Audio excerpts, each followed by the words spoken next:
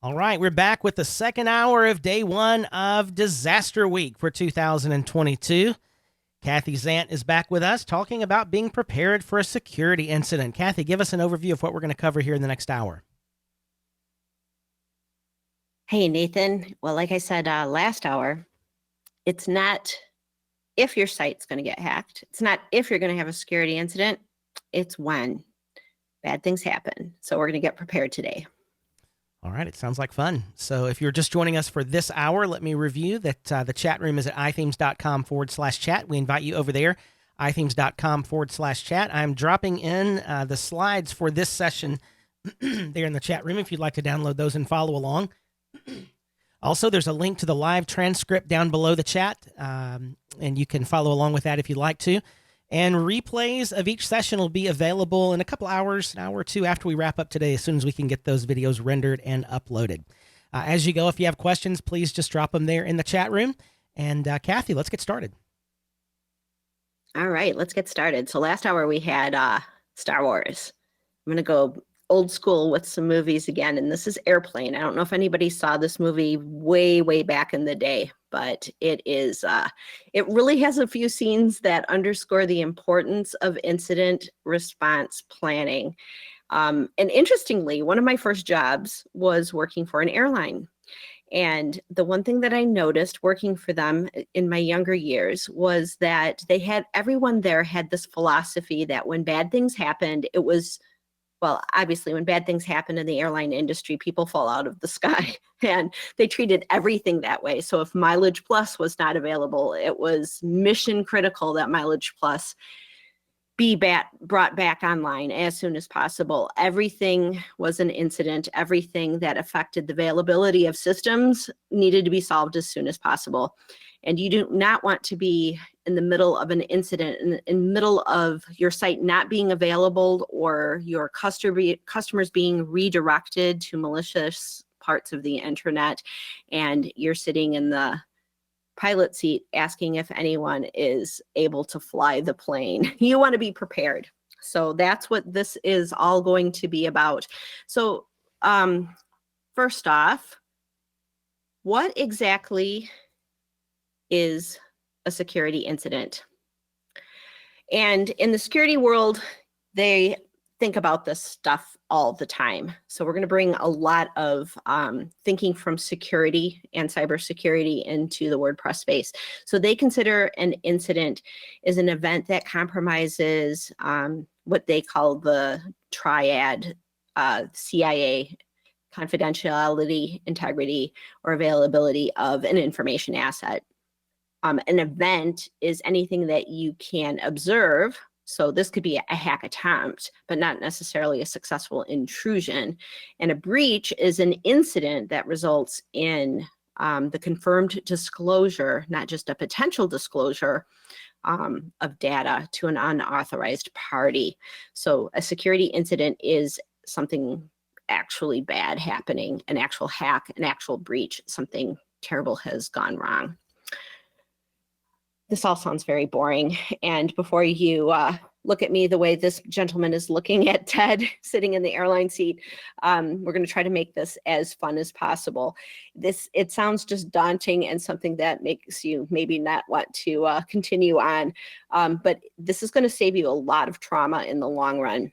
An incident response plan is a document, basically, that you're going to put together that's easy to get to. Everyone knows where it is. Everybody knows that it's, what's in it, and that this is the go-to place when an incident is detected.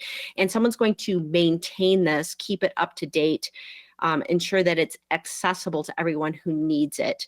And the reason we're going to do this, the reason we need this, is because we are going to try to minimize the cost and impact of a security event. We're going to make the assumption that a security event is going to happen. Our site is going to get hacked.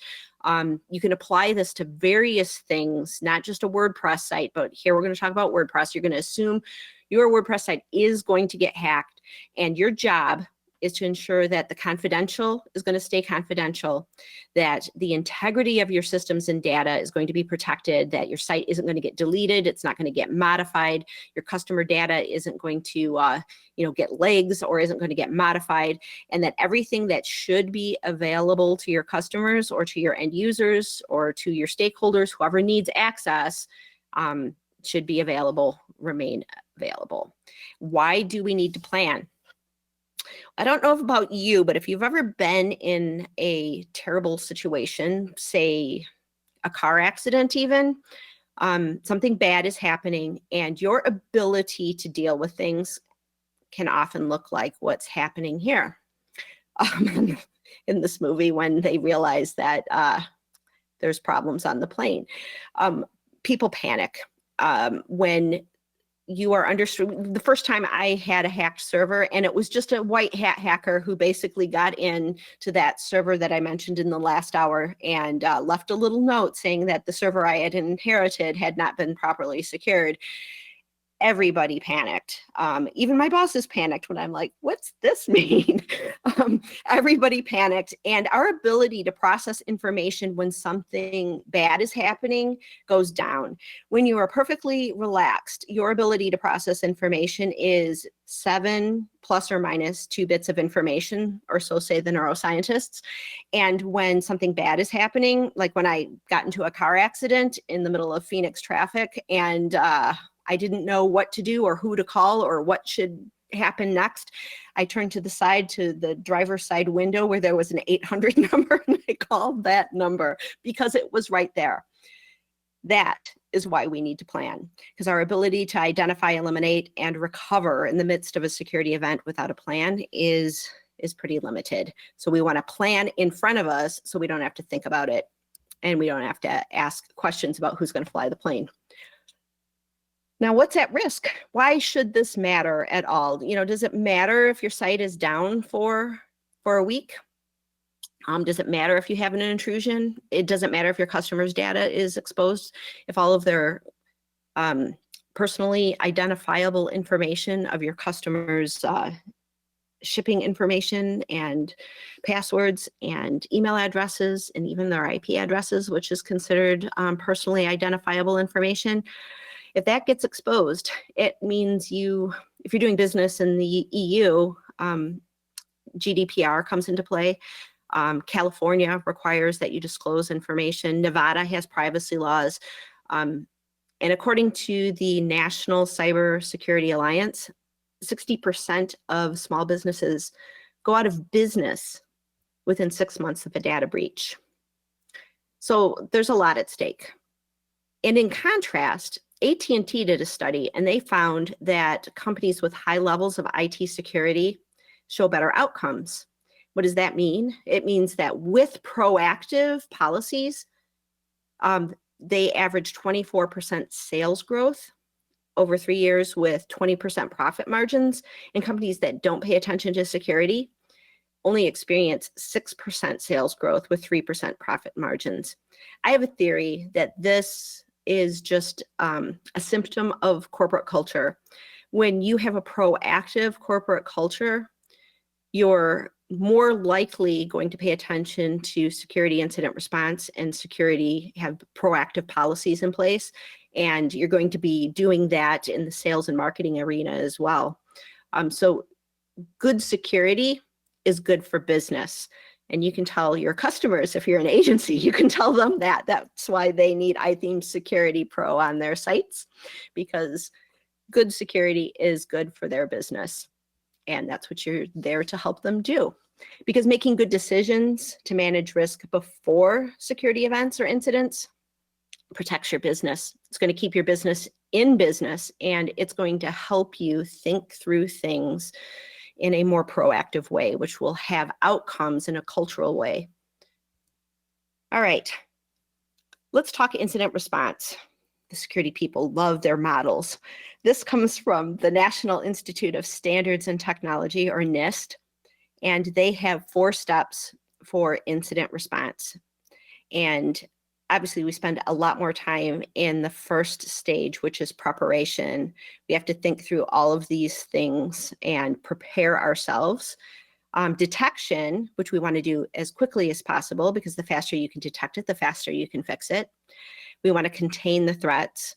And then we want to do postmortems after the incident so that it can inform us to be prepared for when future security events happen. Because in security, we consider the when, not if.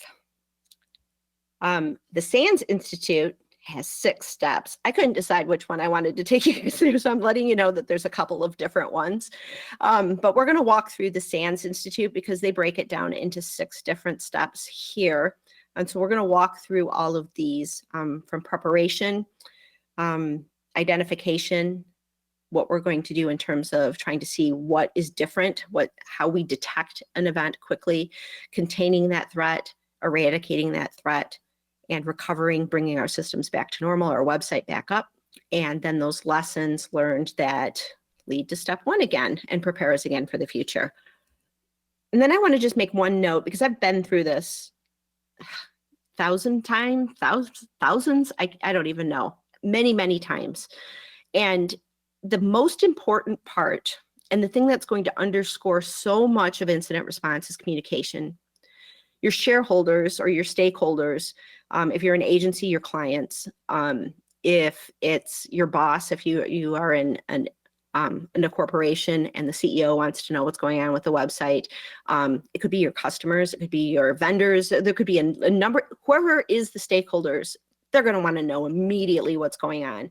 And yet you have your security team, whoever you identify to be your security team, who are going to be busy bringing things back to normal. And they don't necessarily need to take a break from that all the time in order to communicate with the stakeholders. So there's a number of things that have to go into place, and communication is going to be a big part of that, because you want your stakeholders to feel that they're going to be in a state of stress as well. And you want to ensure that they feel well informed, but that you're also giving the people who are on the front lines the ability to really focus and get done what they need to get done. So let's jump into the hardest part, where we're going to spend a lot of time, where you never feel like you get everything done, and that's preparation. So does your team have what they need in order to be successful in incident response?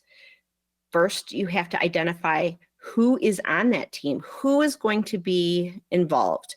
And this should consider 24/7 coverage, because a hack can happen 2:30 in the morning on a Saturday or a Sunday. Who is going to detect that? Who is going to be alerted to the fact that an intrusion or a breach has occurred? What systems are involved? What's the scope of this planning? Is it just the website, or are there other systems involved? Who needs to be informed? Who are your stakeholders, and what reporting tools will you use in order to inform them? If it's the CEO, does he want to text at 2:30 in the morning? These are things that you need to define in your incident response plan. And this is going to be, I can't give you like a template and say, okay, this is what everybody should do, because it's going to be different. My CEO probably isn't going to want to know that something has happened, but somebody else in the organization might. Who is the person that needs to be informed first and foremost? Who are the people who are going to be on the front lines? All of this needs to be defined for every single website that is under your tutelage. So what tools are you using? How do you assess the risk? So this is going to be, not necessarily, or not only vulnerability reporting, but this is also going to take into consideration what is the risk to the entire business. If your site is down, back in the day when I was working on the airline site, and we were going through an incident with them. And this was way back in the day. I'm sure it's higher now, but the risk assessment was $50,000 per hour if this is down, if just this one piece is down. So these types of risk assessments underscore the importance of what's happening with your incident response. What tools will be used? So you may have tools. iTheme Security Pro is going to be one of your tools, but you may need other tools. When it comes to going over Apache log files, how will you be doing that? And then document everything. The last thing you need if site has been hacked is to spend 7 hours trying to find FTP information or trying to find your hosting provider's information, trying to get into the cPanel. All of this needs to be documented and needs to be a part of that incident response plan. When something is detected, you should be able to pull out your plan and you should be able to find the information that you need and not run around trying to figure out what's going on. You need to make sure that you have your clean and tested backups off server. And Backup Buddy is a great tool, one of the best tools for doing this. If you're not using Backup Buddy, now's a great time to get that, because it can back up off server and can deal with even complex file systems. And then user training, also very important. Everybody that can detect an incident, and this could be somebody in customer support who answers an email saying, hey, something weird happened on your website. This may be your first indication. So user training is also very, very important. Practicing your plan, incredibly important as well. You can't take someone else's incident response plan and plop it into place and then try to practice that. It will just expose all of the ways that you need to make this unique to you. So they call these in the security space tabletop exercises. So you come up with basically an exercise where you say, okay, plugin A has just been exploited, or user B just had their password and their 2FA wasn't on and this happened. And you create a scenario and your incident response team goes to work as if it is completely and totally real. Almost like, in the Army, the drill is going off and everybody has to pretend that this is actually happening. Another thing that can be done is a red team exercise where you can hire a penetration tester to actually test your website, test all of your systems, and see if they can find vulnerabilities. It's basically an ethical hacker who comes in and pokes holes trying to find a problem within your systems. When do you practice? You practice regularly. This isn't something that you're going to just write as an incident. Well, we have our incident response plan, and it was developed 3 years ago, and we've been set, and there haven't been anything that has happened since. Ha ha ha. No, this is stuff that needs to be practiced, and it needs to be updated, and this needs to happen on a regular basis. Maybe it's quarterly. Maybe that's right for your business. Maybe it's annually, maybe it's twice a year. But if you're adding a new service, or if you're adding new people, whenever you're adding something new into the mix, your incident response plan should be a touch point. It should be something that needs to be looked at. Okay, well, we just added a new commerce endpoint. How does this play into our incident response plan? And then once you go through these exercises, you should also go through the reporting as a part of the exercise. Don't just go through the exercise of what you would do and make sure that the plan is updated, but actually go through the reporting and investigation part of it as well. Practice makes preparedness imperfect, right? Okay, detection, very, very important. The faster you detect a problem with your website, the faster you can come to remediation. Here's the deal. Let's say you just got hacked 10 minutes ago and your backup is an hour ago. Restoring from that backup sounds pretty good to me. We lose an hour of data on a very busy e-commerce website. Maybe something we can live with there. And then we can just figure out what happened. If you got hacked, and this, when I was doing incident response on WordPress sites years ago, plenty of times people would come in and they just found out that they got hacked 6 months ago, 3 months ago, 2 months ago, and their log files were only available for the last 30 days. And finding out how exactly they got hacked was next to impossible because it was so old. Finding out that you're hacked and going into immediate response is the way to go. So you want to do vulnerability assessments with iThemes Security Pro as much as possible, as soon as possible. Make sure you're scanning. Attack precursors. You've probably got bots probing. If you have WordPress, you have bots probing your WordPress site. But maybe there's a baseline to that. Maybe this is normal probing, but now we have additional more targeted probes. And we're also getting all of these emails, and they're phishing emails that look like they're coming from our CEO, but they're not, and they're asking for specific information. These are things that mean you need to start looking at getting incident response going. Another thing to mention is just log retention. Most hosting providers are only going to retain about 30 days of logs, and I highly recommend that you keep a year's worth of logs, and that you also keep those logs off server, so that not only you understand what your baseline is, but that if there is an incident, you know, maybe you had an incident that happened yesterday, but there were probing attacks 45 days ago. That would be good information to know. Because containment is something that needs to happen as quickly as possible. We need to verify what happened and prevent that situation from getting any worse. We need to identify whether or not the site's under active attack. Do we need to take the site down? Is there a vulnerability that is a 0-day that we don't have any kind of protection against, and we need to take down part of the site? Are there plugins that need to be deactivated and removed because there's no known fix for these types of things? What needs to happen in order to contain the threat?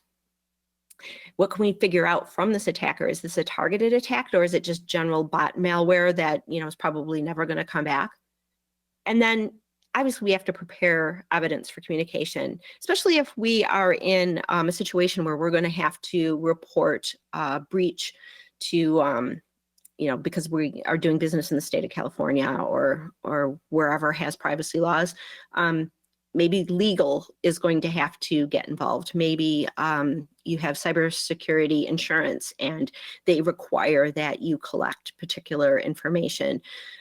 Make sure that as soon as you identify that there is a problem, and this is all information that goes into that incident response plan, you want to know what needs to be retained, where is it going to be retained, and then also establish rules for chain of custody so that if, for example, your site was hacked by a malicious, disgruntled employee, an insider that's got access to things that you don't know that it's them yet, but you should have a chain of custody to make sure that if you do have a disgruntled employee that's involved with these types of things, it's basically a crime scene that you're dealing with. And so you need to have particular rules all laid out in your incident response plan to go over all of this. All right, eradication. iThemes logging really helps here because you can see things like login attempts and discover where those initial intrusions came from. The intrusion vector is the vulnerability that was exploited, the breached password, wherever that initial breakthrough happened. And you need to identify that. Otherwise, how are you going to patch it? For example, with the case that we talked about last hour with the 30 sites in one cPanel, easy enough to remove all the malware because it was just a giant search and replace. But determining where that vulnerability in 30 sites happened was the hard part. And figuring out the one user on the one site that had the intrusion that was critical in order to protect the rest of those sites and then break them out of one cPanel, of course. So we want to see what kind of backups we have available. If you have a backup from an hour ago and an hour's worth of data is okay, that's fine. What malware exists?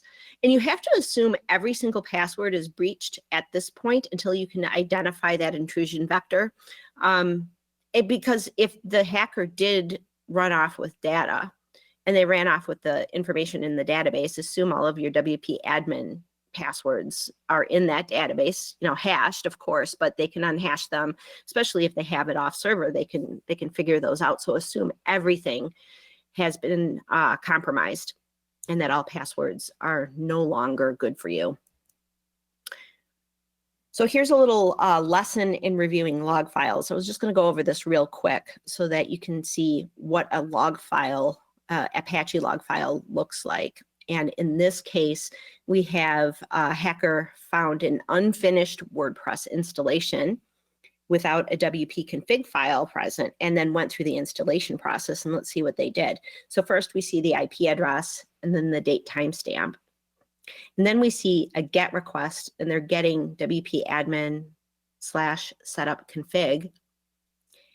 And then we see that that was successful with the 200 code. You know, like a 404 code means something's missing. 200 code means everything is okay. And then we see, you know, like a long string that basically tells us, you know, what kind of browser they're using. And a lot of time we see those being spoofed. And in the next entry, we see a post where they are basically posting information from that form and setting up that WP config and that site to get that ready for use. And then in our next log files, we basically see here the same type of thing, that they're basically logging in. We see get WP login, and again we see a 200 code, meaning that's a successful login.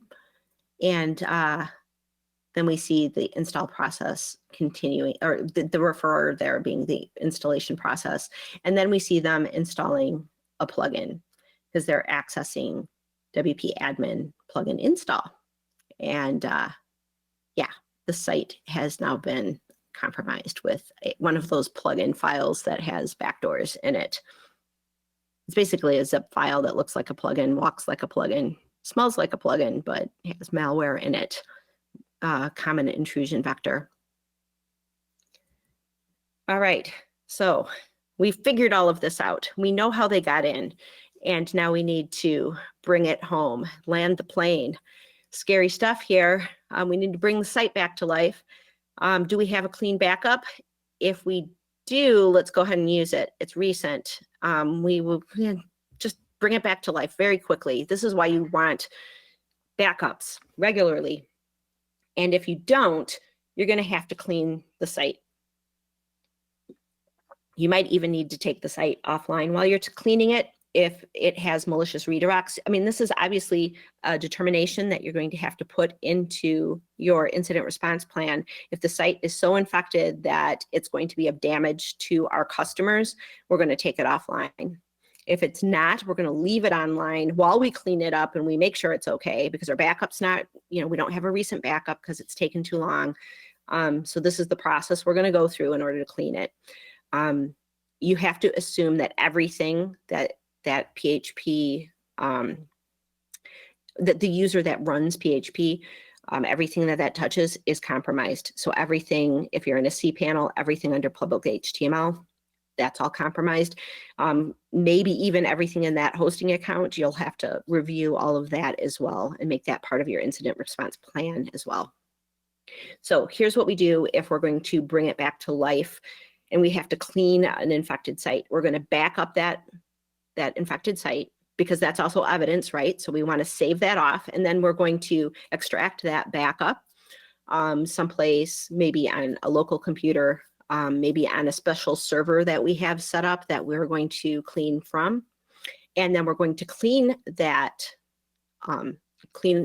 entire site, clean all the files. We're going to check the database. Maybe they injected JavaScript into all of the posts on the site. We need to inspect everything. We need to look for extraneous users. Sometimes hackers will add additional users. So everything needs to be reviewed. Everything needs to be looked at. Verify that the site is cleaned. And then what we're going to do, we're going to replace the live infected site with the clean sites. We're just going to swap those out. So maybe we extract out public HTML clean and then change the name of public HTML to infected, and then change cleaned over to public HTML, and it just replaces the whole site.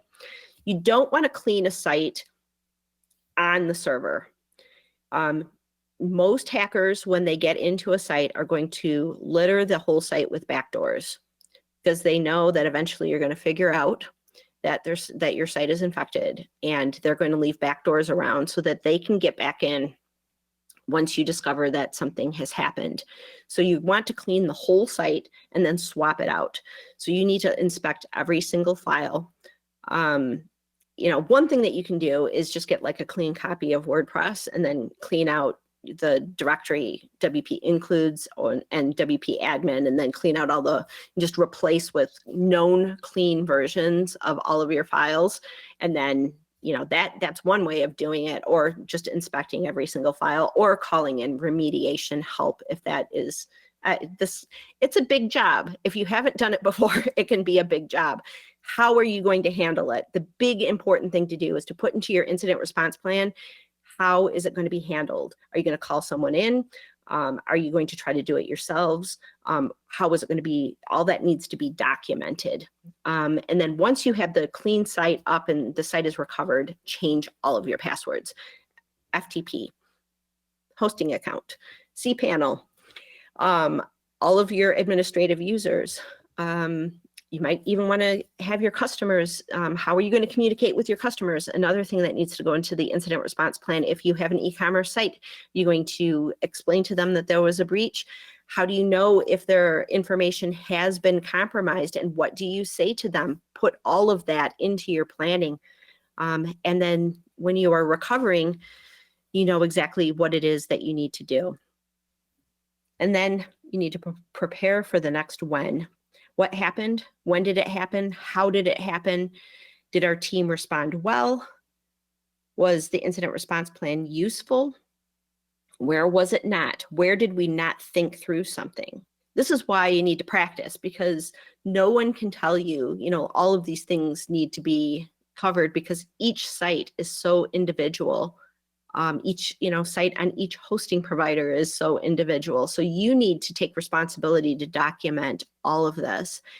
And a big question, what information did we need sooner? Because as we notice, time is of the essence. If you know that your site is infected, you rush into your incident response plan as soon as possible.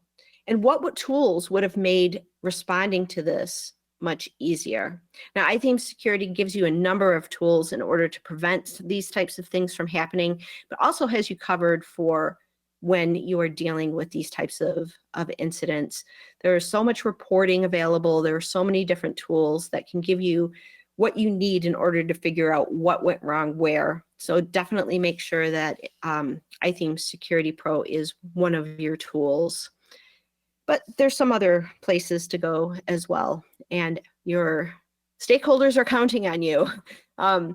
SANS.org has a number of tools available for your incident response planning, and NIST also has some advice as well. And if you do just a Google search on incident response planning, you can find a number of different resources.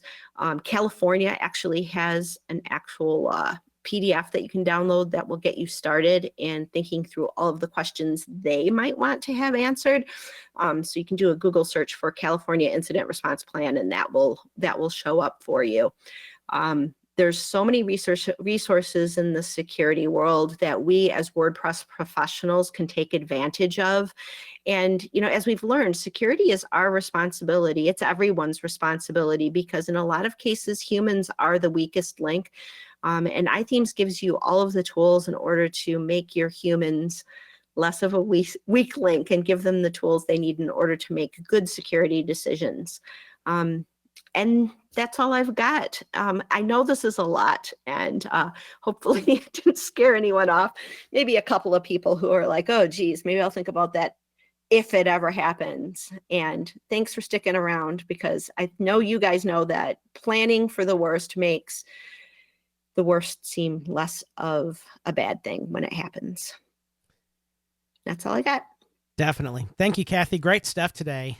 Folks, if you have questions that you haven't asked yet, please use the chat room at ithemes.com/chat, ithemes.com/chat.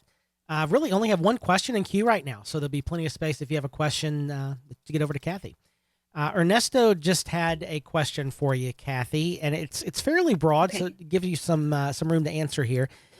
He asks, what extra measures do you recommend when you're a web design agency diving into security? So we've talked very broadly here. Where would you start, I guess? If I was an agency and I was, well, first of all, Selling security to your customers, and I know, Nathan, you're going to talk about this in a couple of days, right? Yes, This yes. is like day 3. Yeah. So make sure you definitely attend Nathan's session, because he's definitely going to help you. Selling security is important. It's incredibly important, because like, it's not just about you. It's not necessarily all your responsibility. You know, if I talk about that agency that had the 30 sites in the cPanel, nothing he did wrong. He was a smaller agency, and it was nothing he did wrong that caused all of his customers on that cPanel to get hacked. It was one of his customers that had a reused password and had a problem, and it affected all of his sites. So talking to your customers about security does a number of things for you. First of all, it helps them do better in their business. You know, the slide I had earlier where we talked about how people who are proactive, or organizations that are proactive with security, have better business outcomes. Their sales and marketing is better. You are enabling your customers to make better decisions and to be more successful. And if they're more successful, they have more business for you. So that kind of security partnership is really, really helpful. It also is a differentiator for you and your agency, because I can guarantee you that most agencies don't want to talk about security. They want to talk about, you know, this new logo and this colors and all the fun stuff, right? But when you go into an agent, as an agency, and you go into a customer and you start talking about security, what your customer hears is, we're going to create something that's so valuable for you that you're going to need to secure it, because it's going to be an asset. And so it gives you a differentiator when you're going up in competition against other agencies. So baking security into every aspect of your business is good for your business. In terms of like ops sides of things, you know, just making sure that you have good processes in place, making sure that the people who are in charge of maintaining and updating your sites, you know, that they have staging servers, that they can make sure that updates go well, that they have a process, and you have policies in place for keeping everything updated, that you have tools in place like iTheme Security Pro, and I'm fairly certain we have great pricing for people like you. Making sure that you have those tools in place so that your ops team can make good decisions, tools that your customers can use that help them make good decisions. Just baking security into every aspect and every touch point that you have with your customers is going to make your business more successful and theirs. So that's my shtick. It's a great answer. And yeah, we'll be focusing in on that on Thursday. 2 hours I'll be doing on working with clients in regard to security, not only how to talk to clients about security, but also how to use iTheme's products to put together a WordPress care plan package that you can offer to your clients. So that's really our focus on Thursday, and hopefully you'll be back for that. Let's see. William had a question here about how you price your security sales offers and what criteria differentiates prices. And again, William, I'd invite you to come back Thursday, because that'll be a great focus on exactly those issues on Thursday afternoon. Jack has a question. If you're not a WordPress professional, how can you determine if you get a file change warning from iTheme Security if your site is compromised? And Kathy, if you want to add to that, I would just invite you, Jack, to come tomorrow when Michael and Timothy are here. We're going to be focused just on iTheme Security. Kathy, unless you have something you want to comment on that. Yeah, I can comment on that for sure, because you know, I get those notifications as well, and it's so if something has changed and I know that it's reasonable that it's changed, let's say, for example, Core just had an update, or I just updated a plugin, and, you know, having good documentation, if you have an agency and you have a number of people who do this, documenting what has happened when. So like James went in and updated, you know, this particular plugin on these 5 sites, so that when those alerts come in, that file changes have happened. It's when things get changed and you're like, okay, I didn't update Elementor. I'm just pulling one. I didn't update Elementor. It hasn't had an update recently, and there's like these new files in there that have weird names. A lot of times they'll name like backdoors, like these odd names, or things that it just doesn't seem right. It's out of the ordinary. Those things I would just definitely investigate. Just get into via FTP and take a look at those files. And if they look like they're obfuscated PHP code, then assume your site has been compromised and put your incident response plan into place or into action. Yeah, very good.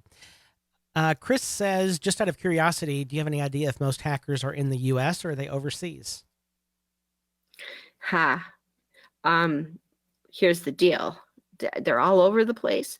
And you might see intrusions coming, or intrusion attempts, or even brute force attempts coming from, not to pick on anyone, but Scottsdale, Arizona.